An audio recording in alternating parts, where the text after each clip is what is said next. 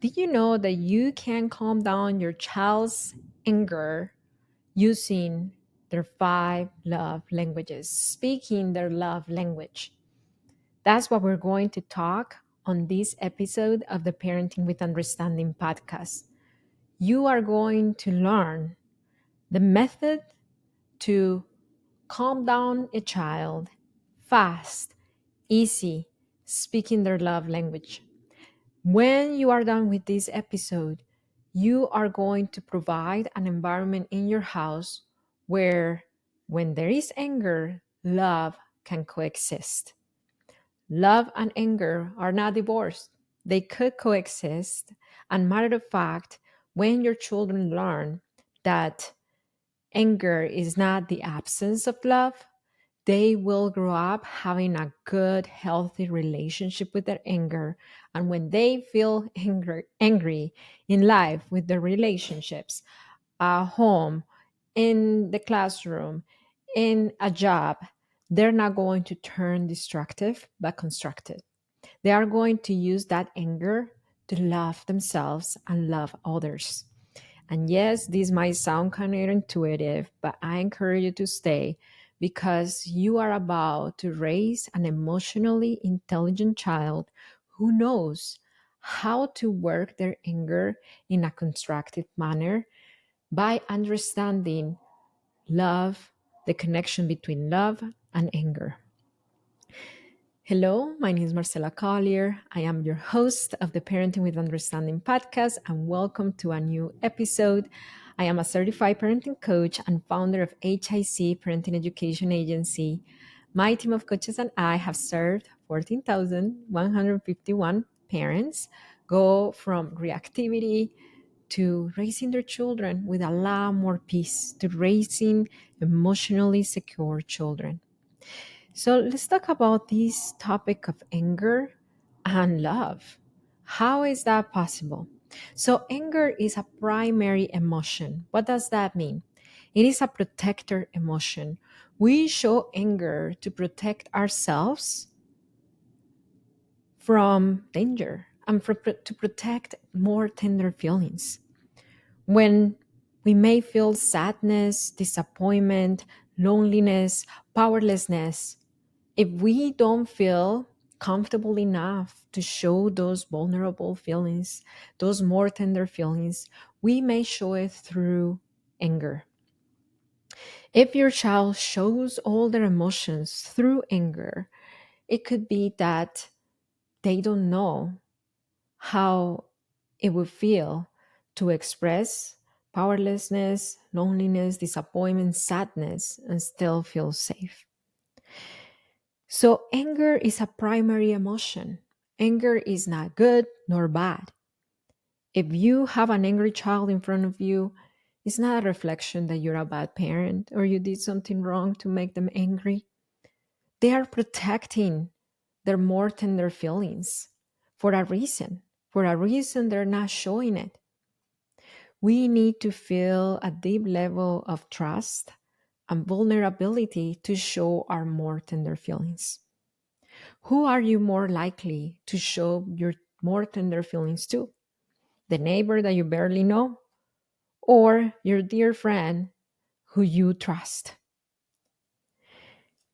What's the key? What's the key though? What's the key to those more tender feelings? Because again, anger is a protector. When children are showing up all their anger and aggression, they are protecting themselves.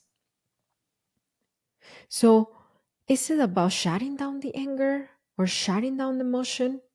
Or is it about unlocking the more tender feelings? It is the second one. When we unlock their more tender feelings, we can help them better because we know exactly what they're dealing with. And they're usually, they come down a lot faster because they feel seen, understood, and we are able to directly address what's going on.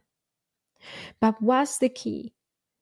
Your dear friend who you trust so much, what's the key they have to unlock your more tender feelings?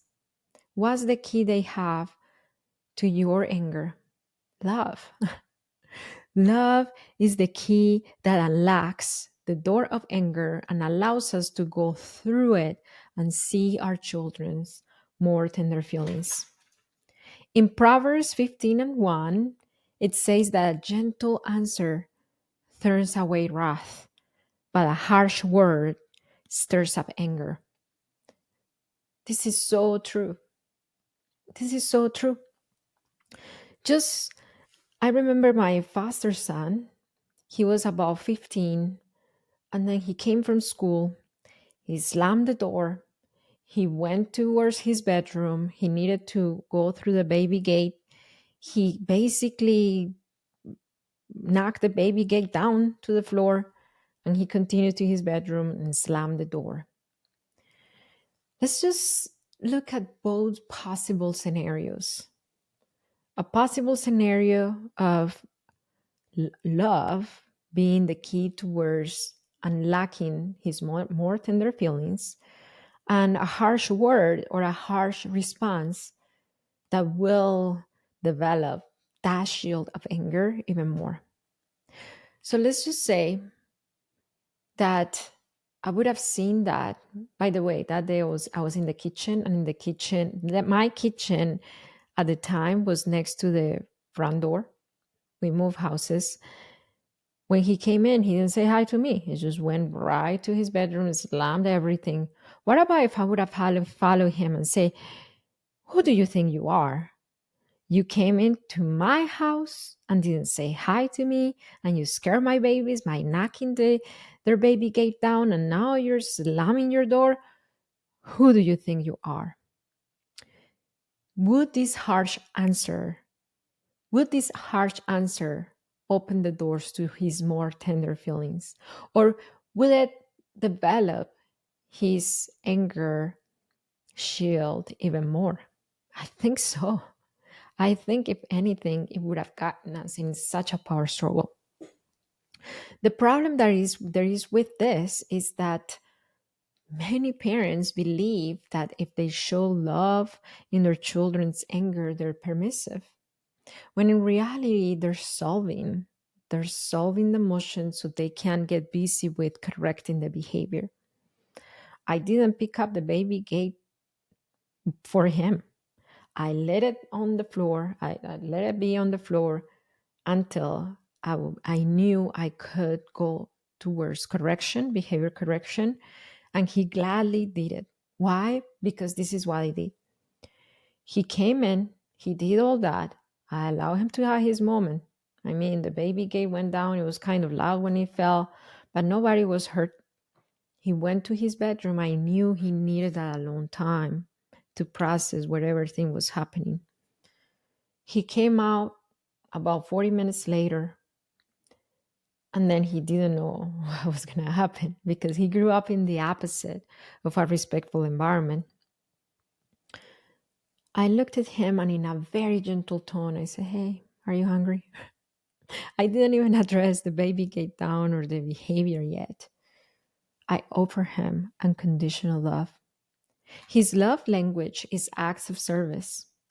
So he said yes. He usually fixes his own after school snack, but that day I decided to love him, to extend unconditional positive regard and speak his love language. I said, "Don't worry, I'll make it for you." For many people, this may sound and look permissive because how come after he did all that, you're serving him? But I knew exactly what I was doing. I was still going to correct the behavior, but that was not my priority at that moment. My priority was to unlock his more tender feelings so I could move into problem solving with the right information. So I fixed his after school snack, and I genuinely did it. I gladly did it. I knew he was dealing with something because that didn't look like him. He didn't usually do that coming from school. He did not do that usually. So we sat on the table, and he started eating his snack very quietly. Odd quietly for him, being a very rambunctious, and he's a very loud person naturally. So I knew he might have been dealing with shame, possibly embarrassment. So I knew his guard of anger was starting to crumble down with my love. He was eating his after school snack, and I said, "You didn't have a good time at school, did you?" And then he shook his head, said, "What happened? What are you feeling? Because this is not you." I offer him the the love language of words of affirmation. You're usually a very pleasant person to be around. I love hanging out with you. I cannot wait for you to come from school every day because you brighten up my day and my house. And the twins love to see you. What happened? Second time I spoke one of his primary love languages. He broke down. Why did he break down? Because I opened the door to his more tender feelings with love. That was the only reason. Otherwise, he would have stayed up in his dysregulation and anger and shield. And then he said, "Yes, I'm so done. I don't want to be called names at school." And we talked about it. He was living a really hard moment at school socially. So just imagine if I would have stayed in anger, if I would have power struggled with him because he was angry and then I was angry, and then my shield is fighting against his shield and everybody's guarded. I wouldn't have the chance to come and see those more tender feelings. So what happened? What happened? I was able to problem solve because I knew exactly what he was going through. Once things were processed and we had a plan, next day I went to school and it was an adult problem because when children have problems getting along with others, us the adults need to advocate for them. So that's basically what I did. But then once everything was solved and we were in good terms again, I touched again the topic of the behavior. Okay, so next time when you're coming down like that, is it okay to slam doors, to push down the baby gate and scare the twins? His guard was already down. He was already in social engagement because of love. He said, "I'm sorry. I couldn't control my body. It was not me." I said, "I know it wasn't you. And I know you were not able to control your body. So what could help you next time?" And that was the last time he did it. He picked up the baby gate. He apologized. And then he committed to a better behavior, and he did. You get more out of your children this way as if you force them to make commitments of good behavior from anger, from wrath. Marcela, but you're telling me all that, and I'm like, I don't know if I would have kept myself regulated or calm enough. That's huge. Because if your child senses your dysregulation, and more importantly, more than your dysregulation, your lack of a safe response, because you could still, I remember I felt a little startled and I felt nervous and I felt concerned. I felt many uncomfortable feelings at that moment, yet I remained safe for him. So if you struggle to remain as a secure parent, you're not alone. This is more common than you think. I've worked with 14,151 parents who've dealt with the same thing. And it is not because you're a bad parent.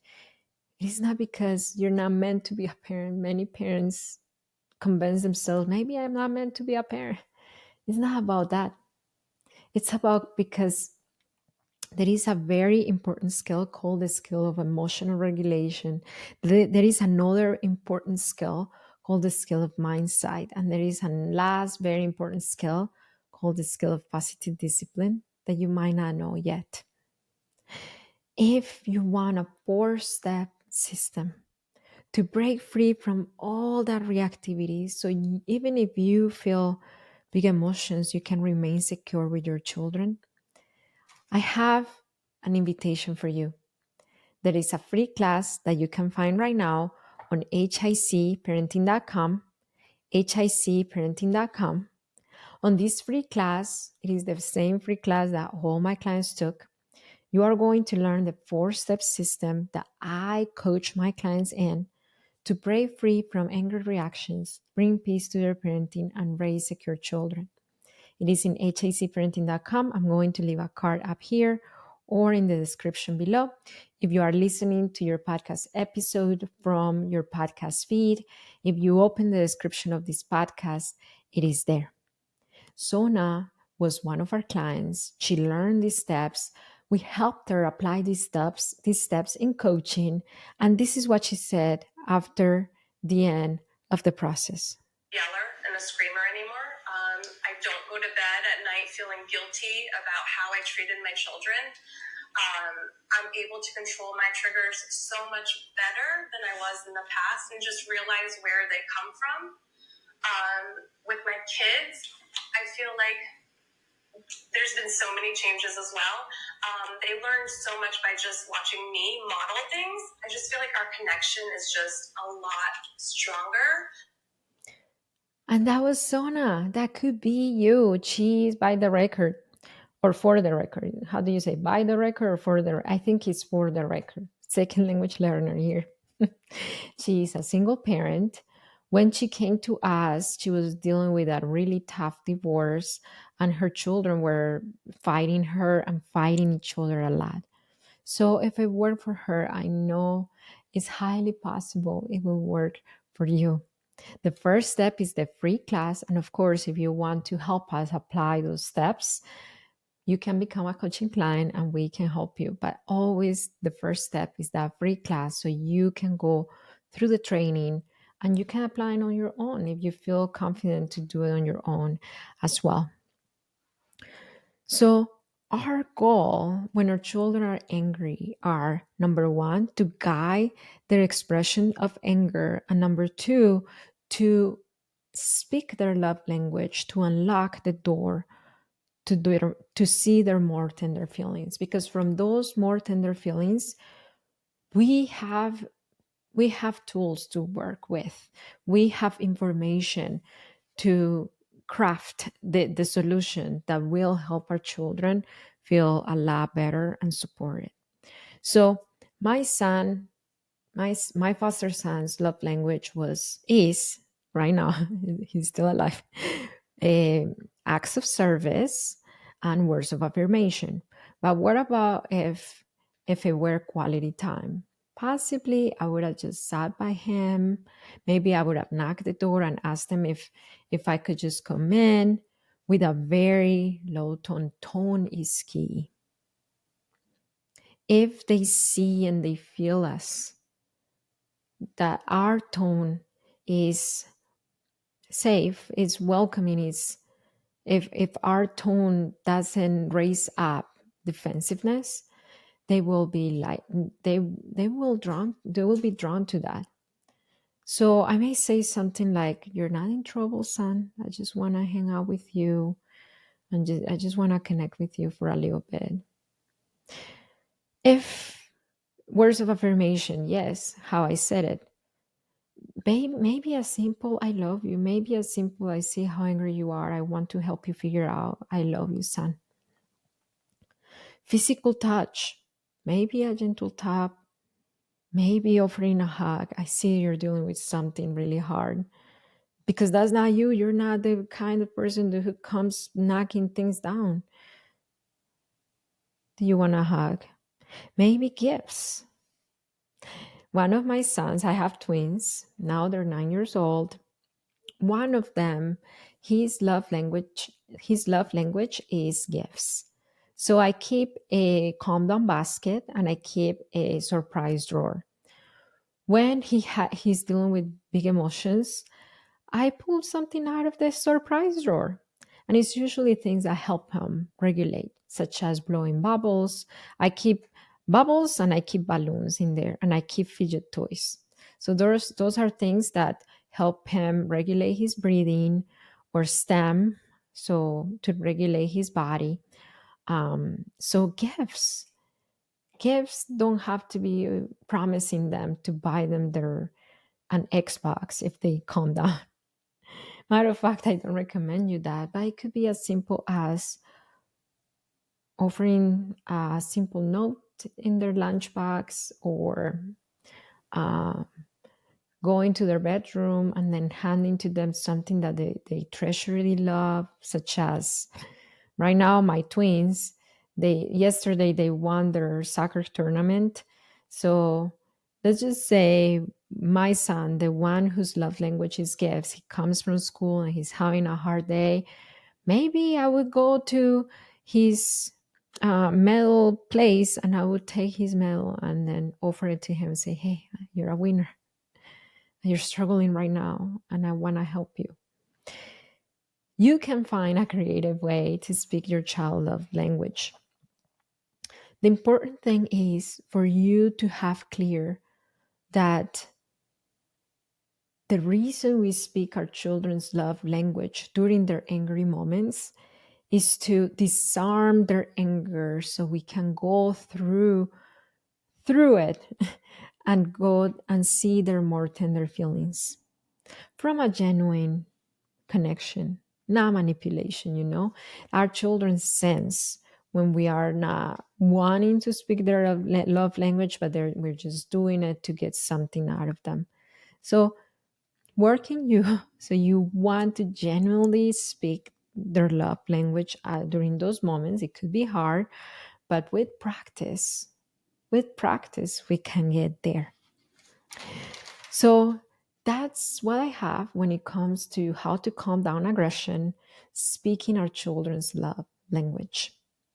If this podcast episode gave you inspiration, aha moments, maybe it will help you change a few things to provide that environment of love and anger can coexist. Would you share it with a friend? Just send this podcast episode to a friend. Maybe it's your spouse, maybe it's your sister-in-law, maybe it's your coworker. Tell them, hey, I think this for sure is going to help me help my daughter, my son with their angry moments. I know it might help you, or I think it could help you too, or you might find value in this. Just send it to them right now and let them know that there is a way to mix love in the presence of anger. If you've been listening for a while, would you leave us a positive review? Just open the description of this podcast episode. Hopefully, a 5-star review that will help us to get to more parents. And I want to say that it only takes understanding of your needs and your children's needs to raise secure children. I'll see you next time.